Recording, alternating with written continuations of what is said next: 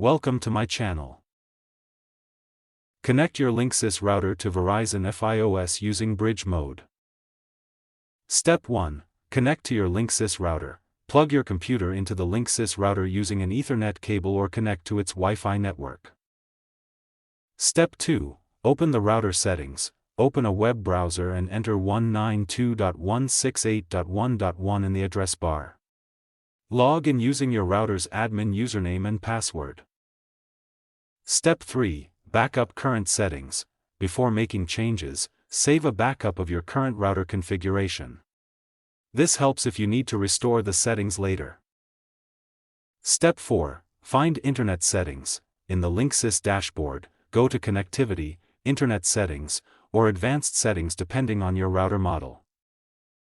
Step 5. Enable bridge mode. Locate the bridge mode option and turn it on. Bridge mode disables routing functions and allows Verizon FiOS to handle internet traffic. Step 6. Save and reboot. Click Save or Apply. The router may automatically restart to apply the new settings. Step 7. Connect Verizon FiOS router. Use an Ethernet cable to connect a LAN port on the Verizon FiOS router to the Internet/WAN port on the Linksys router. Step 8. Restart both devices.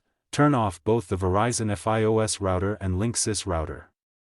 Wait about 30 seconds, then power on the Verizon router first and the Linksys router second.